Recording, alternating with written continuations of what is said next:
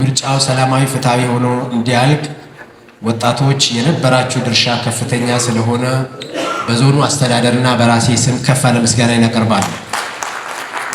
ክብራትና ክብራን፣ እንደሚታወቀው ወጣቶች በሀገራቸው ልማት ንቁ ተሳታፊ እና በሂደቱም የሚገኝ ኢኮኖሚያዊ፣ ማህበራዊና ፖለቲካዊ እድገት እኩል ተጠቃሚ እንዲሆኑ በስነ ምግባር በግብረ ገብነት የታነጹ ሆነው ጤናማና አምራች ትውልድ ለመፍጠር መንግስት የተለያዩ ፖሊሲዎችና ስትራቴጂዎች ቀርጾ እየተገበረ ይገኛል። እንደምታውቁት የስልጤ ማህበረሰብ ታሪኩ ሲነሳ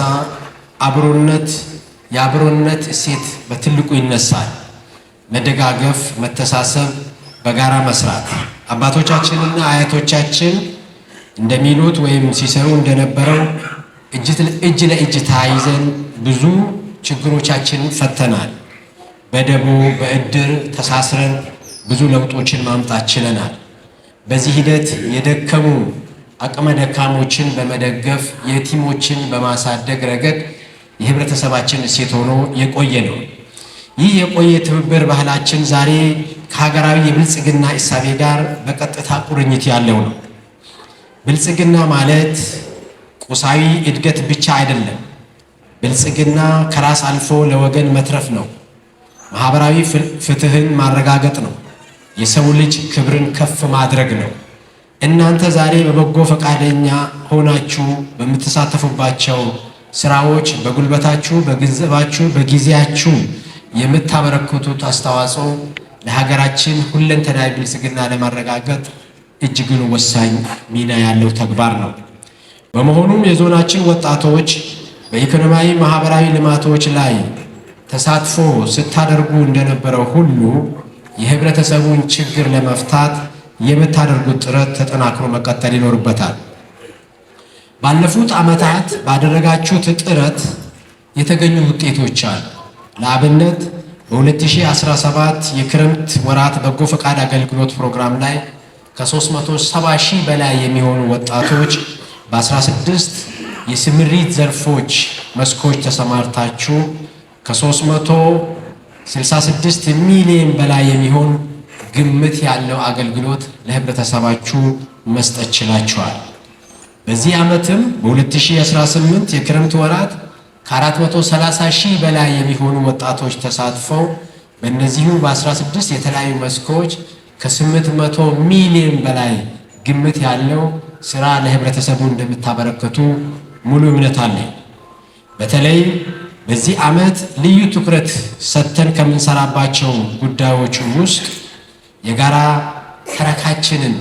ትርክታችንን ለማስተካከል ከሚጠቅሙን፣ አገርን ከሚያሳድጉ፣ በልማት ግንባር ቀደም ሆነን እንድንወጣ የሚያግዙን ለብልጽግና ጉዞአችን ወሳኝ የሆኑ ተግባራት አሉ። አንዱ የአረንጓዴ አሻራና የግብርና ላይ ትራንስፎርሜሽን የማምጣት ጉዳይ ነው። በተለይ በግብርናው ምርትና ምርታማነትን የማረጋገጥ በግብርናው ዘርፍ የምግብ ዋስትናችንን የማረጋገጥ ጉዳይ ተገቢ ትኩረት ተሰጥቶት የሚሰራ ስራ እንደሆነ ይታወቃል። ሀገራችን የማይበገር የአረንጓዴ ልማት ላይ ገብታለች።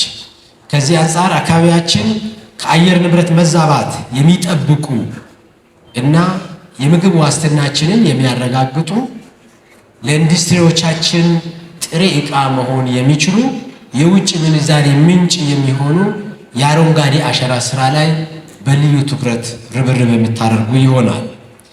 በሌላ በኩል የማህበረሰባችን ጤናና ትምህርትን የመደገፍ ጉዳይ ማህበረሰብን በዘላቂነት የማቆም ጉዳይ ነው። ከዚህ አንጻር አቅመ ደካሞችን በመርዳት አረጋውያን ቤት በመጠገን ለቀጣዩ ትምህርት ዘመን ህፃናትን የማዘጋጀት ጉዳይ ተገቢ ትኩረት ሰጥታችሁት የሚሰሩ ይሆናል። በሌላ በኩል ቀጣዩ ጊዜ የዲጂታል ዓለም ነው። የዲጂታልና የማህበራዊ ሚዲያ በጎ ተጽዕኖን በተገቢ መረዳትና በዚህ ዘርፍ ላይ ራሳችሁም ሌሎች ወጣቶችን እና ማህበረሰቡ እንዲጠቀም የማድረግ ጉዳይ ተገቢ ትኩረት ሰጥታችሁ የምትሰማሩበት ይሆናል። ዛሬ ወጣቶች ማህበረሰባችንን ከፋፋይ የሆኑ አፍራሽ የሆኑ የዲጂታል ሚዲያዎች አሉ። በዛው ልክ ደግሞ የዲጂታል ዓለሙን አውቀው ደግሞ የሀብት መፍጠሪያ፣ የጋራ ትርክት መገንቢያ፣ የእውቀት መገበያ መድረክ አድርገው የሚጠቀሙ ወጣቶች አሉ። ስለዚህ አዎንታዊ ሚና እንዲኖራችሁ በዘርፉ ራሳችሁንም ሌሎችንም አገራችሁንም መጥቀም የሚችሉበት ሁኔታ እንዲኖር በክረምቱ በዚህ ዘርፍ ልዩ ትኩረት ሰጥታችሁ የሚሰሩ ይሆናል። ከዚህ አንጻር የፋይዳ እና የኢትዮ ኮደርስ ላይ የሚኖራችሁ ተሳትፎ ከፍ ብሎ መታየት ይኖርባቸዋል። በመጨረሻም ይህ የክረምት በጎ ፈቃድ አገልግሎት በስኬት እንዲጠናቀቅ የታለመ የብልጽግና ግብ እንዲመታ የወረዳ፣ የከተማ፣ የዞን አመራሮች፣ ባለሀብቶች፣ በዚህ የበጎ ተግባራትን የምታንቀሳቀሱ የተለያዩ ማህበራት እና ክንፎች ተጠናክራችሁ እንዲሰሩ ጥሪዬን አቀርባለሁ።